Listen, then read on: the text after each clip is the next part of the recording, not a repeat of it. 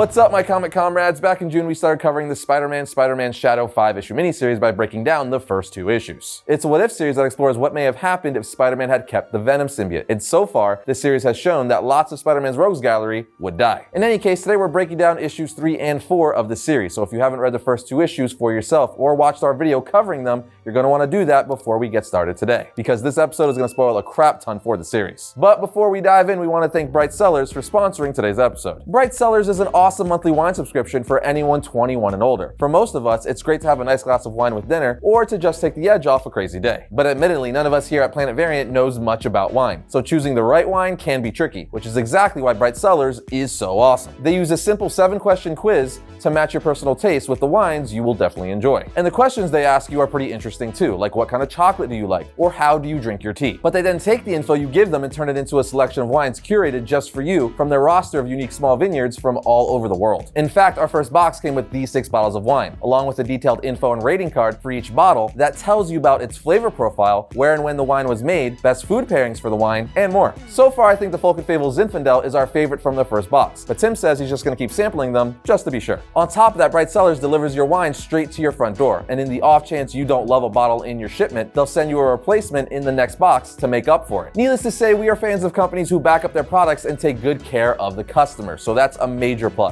Just click our link in the description, take the 7-question quiz for yourself, and Bright Cellars will hook you up with 60% off your first 4-bottle box. That's 4 uniquely selected bottles of wine for only $38. So click our link in the description and try Bright Cellars for yourself. But now, my friends, it's time to jump into the next 2 issues of Spider-Man Shadow.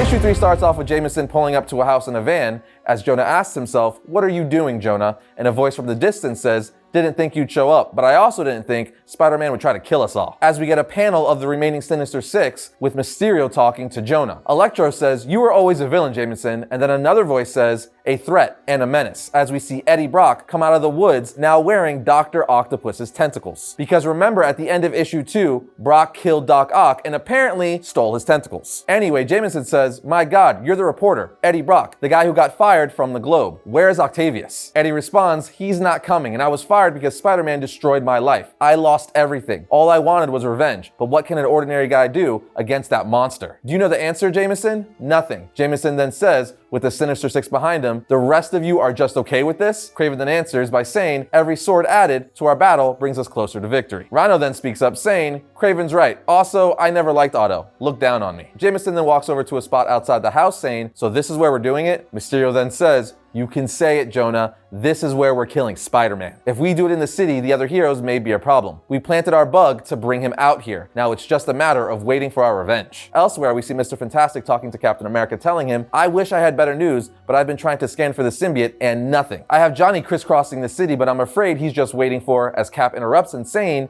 "Spider-Man's next victim. My God, Reed, 11 men are dead. We need to find him." Reed answers, "I know, and after what Fisk just did, I'm afraid he'll never stop. I should have done something when I had a chance, Steve. And now the deaths are on my head," as we see Reed watching the news with them reporting on the Beetle being killed after a battle with Spider-Man. If you're wondering what Fisk did, again, watch our previous video on the series to find out. We are then taken to Peter Parker where he's driving a car with Beetle's bloody dead body in the back seat. We see Peter saying to himself, "For too long, I let these monsters run rampant. Monsters and cowards. Beetle gave them up, with some persuasion. And now, what am I doing?" But as Peter starts to have some regret, the symbiote speaks up to him saying, "Saving people." And Peter agrees, repeating, "Saving people." We are then taken back to Jameson, Brock, and the Sinister Six, where we see Brock and Jameson talking while keeping a lookout for Spider-Man. Brock tells Jameson that this is all about revenge because he blames Spider-Man for everything bad in his life. At which point Jameson hears something in the woods and then goes to check it out. And when he does, he sees the body of Beetle hanging in the trees wrapped in webbing. Of course, this freaks him out, but also causes the Sinister Six to be like, "Remember the plan. Who has eyes on him?" as Venom Spider-Man mysteriously watches from a web in the trees. Mysterio tells the Sinister Six, "Okay, just remember, stick to the plan. Activate your goggles. You'll be able to see reality, while the image inducers I set up terrorize Spider-Man." Well, guess what? The image inducers don't seem to have an effect at all on Spider-Man,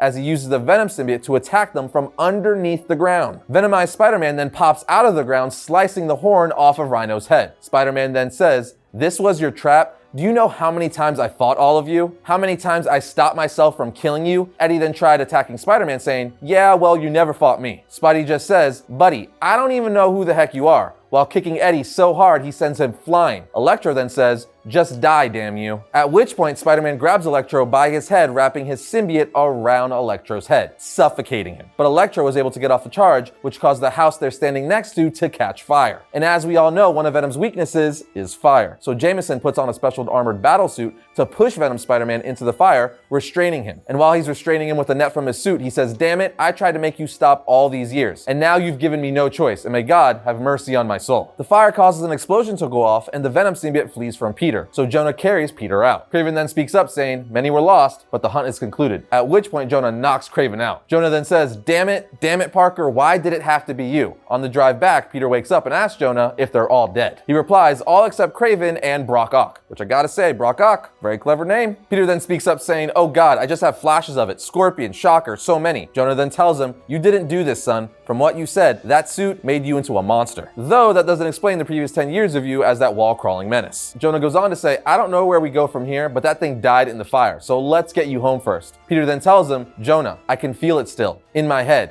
in my heart. I don't think it's dead." As we get a shot of the symbiote clinging to the outside of the van they're currently driving in. Meanwhile, back at Peter Parker's apartment, we see Mary Jane and Black Cat essentially fighting over Peter on who knows him better. As Mary Jane is Peter Parker's lover and Black Cat is Spider-Man's lover, but their argument is interrupted when Jonah and Peter arrive. Black Cat then informs all of them it seems that Wilson Fisk had one final move in the event of his death: Spider-Man's identity getting let out. As we see a ton of cops outside of Peter's apartment, because everyone now knows that Peter Parker is Spider-Man due to Fisk. Meanwhile, at the Baxter building, we find out that Venom has infiltrated it and restrained the Thing. Venom then starts talking about Mr. Fantastic, saying, "The smart man knows how to do a lot of things besides interfere. He can help all of us see. Peter showed us, with power, we could save everyone," as he's holding jars of other symbiotes. And just like that, issue 3 comes to an end. So now let's jump into Issue 4. Issue 4 starts off with Peter, Jameson, Mary Jane, and Black Cat all in Peter's apartment saying they've got a problem. There's a lot of cops outside waiting for Peter. Jameson volunteers to talk to them to get them to see that this isn't Parker's fault. Black Cat then tells them they know Peter is Spider-Man, and Spider-Man is a murderer. There's no talking to them. Mary Jane asks, "So what do we do?" While thinking, Jameson says, "Damn it, I don't know." At which point Peter speaks up, "We're not staying here. I can feel the alien suit still. It's out there, and I need help finding it. I don't want any of you sticking around to have to deal with the cops. So let's get the hell out of here." As he puts on his classic red and blue Spider-Man suit, they all head to the rooftop where Spider-Man says, "Black Cat, you take Jonah home, and I'll take MJ home. All of you need to lay low. Then I'll go to Reed Richards. He studied the suit. He'll know what to do." Jonah's all like, "I'm J. Jonah Jameson, damn it. I'll head to the Bugle and tell the story properly. A cash reward for info on your blasted evil pajamas." Spider-Man then gets pissed at Jonah and yells, "For once in your stubborn life, listen to me. Go home and wait. This thing could be after you now too." After putting Jonah in his place, Spider-Man starts swinging through the city to take MJ home. But on the way, he sees that the Baxter building, the home of the Fantastic Four, has been covered with the Venom symbiote. Spider-Man then lands on a nearby building telling MJ, "The suit got to Reed already. What have I done?" MJ then says, "Peter, this isn't your fault. You didn't know the suit would do this, would have this effect on you. You didn't know the suit was evil." Peter replies, "But that's the thing, MJ. I don't think it is. It just heightened how I was feeling. God help me, Mary Jane. I wanted to kill all my enemies. I was tired of the constant onslaught of friends and family dying because I didn't know what I should do." And then May, my God, May. MJ says, No, Peter, this isn't you. You're the best person I know. And it isn't because you're some perfect man who does good all the time. It's because you do good despite not being perfect, despite that anger you feel. It's easy to do good when you're perfect. But you have that anger in you, that dark side, and you fight it, and you win. This suit was a drug that twisted that anger and fed off of it. But you're still Peter, the man that Ben and May raised, the man that beats the darkness. So go get them, Tiger. Show the world who you really are. And with that amazing breakdown of who Peter Parker is at his core, Mary Jane caps it off with a kiss. Elsewhere in front of the Baxter building, we see several of the Avengers discussing the best course of action to save Reed Richards and the Thing. Spider-Man eventually shows up saying, "Look, I know this suit the best. I'm the one who should go in." And ultimately, he convinces them that he's the man for the job and he won't be influenced by the suit again. Before he heads in via a huge symbiote doorway, Mary Jane goes, "My God, Peter, I didn't expect it to be so. I don't think you should go in alone." He tells her, "It's okay, MJ. This is my fault. My responsibility. I've got this." But as he goes in, she says, "Damn it, Peter, not by yourself. and runs in chasing him, which causes the Human Torch to run in chasing her. Moments later, MJ and the Human Torch catch up to Spider-Man where he says, "MJ, Johnny, what the hell?" MJ says, "Look, you could be mad at me later." Well, Johnny says, "And you could be mad at me forever for all I care." Peter responds, "Fine, we need to get to Reed's lab." Torch then responds, "33rd floor. Do you have a plan?" Peter answers, "Do I ever?" We get there, and we see what happens. While they're talking, MJ sees two security guards that are in some sort of trance caused by Venom, so she steals one of their guns for protection. Peter then tells her, "MJ, please stay here. We don't know what's waiting for us up there." She's like, "I can help." But Spider-Man doesn't seem to care. After this, Spidey and Johnny head up an elevator shaft, making their way to Reed Richards' lab. But as they're making their way up, a symbiote-infected thing comes crashing down the elevator shaft, which caused Johnny to be blasted into another floor, leaving Peter to fight the thing alone. Spidey then says, "I'm angry, and when I'm angry, I'm unstoppable. No quips, no pulling punches. Thing can take it, but I'm not 100%, as he starts letting loose on the infected thing. But since he's not at 100%, Thing punches Peter into a wall. But luckily for Spidey, Torch shows back up, blasting the Thing with fire, causing him to fly outside the Baxter building and land on the ground in front of the Avengers. Meanwhile, Johnny has finally made it to Reed Richards' lab, where he's greeted by a Venom-infected Reed Richards. Johnny asks, "Reed, what are you doing, man?" He replies, "Not Reed, not exactly, though I have been using his impressive brain. Peter wanted to save everyone, and that's what I'm gonna do. So we just need more of me. I've been working on others. Peter will understand. Peter will see." Johnny says, "Damn it, Reed, I don't want to hurt you," as he starts blasting him with fire. But the infected Reed Richards says, "Now, Jonathan, I don't care for fire, but my children, they're a different breed," as he blocks the fire with the shield from his suit and hits a button activating the symbiote covering the Baxter building. Infected Reed starts going to town on Johnny, saying, "Oh, Johnny, I could sense how much you mean to Reed. It'd be a shame to kill you." And as he finishes the sentence, he gets shot from behind with a gun. We then see on the next panel, it's Mary Jane who shot him, saying, "All right, creep, back away from the man." At this point, Peter gets back up saying, "Oh God, I know this can't be happening. What am I gonna do?" As the last panel of the comic shows us that the infected Thing, who was thrown out the Baxter building and landed in front of the Avengers, apparently infected the rest of the Avengers. And that, my friends, is the end of the issue. I thought these two issues were great, and I'm really loving this What If story, and it's taking a big turn. Right now, Spider-Man is no longer running around in the Venom symbiote killing his enemies, but rather the Venom symbiote has now taken over Mr. Fantastic and has created more symbiotes to take over the city. And currently, he's infected the Avengers. So I'm super excited to see how this series ends with issue 5, and we're going to be right here talking about it once it drops. With all that said, let us know what you think of this series thus far in the comment section. Are you digging it? Again, let us know down below. First up for the week of August 18th, we have The Flash issue 773.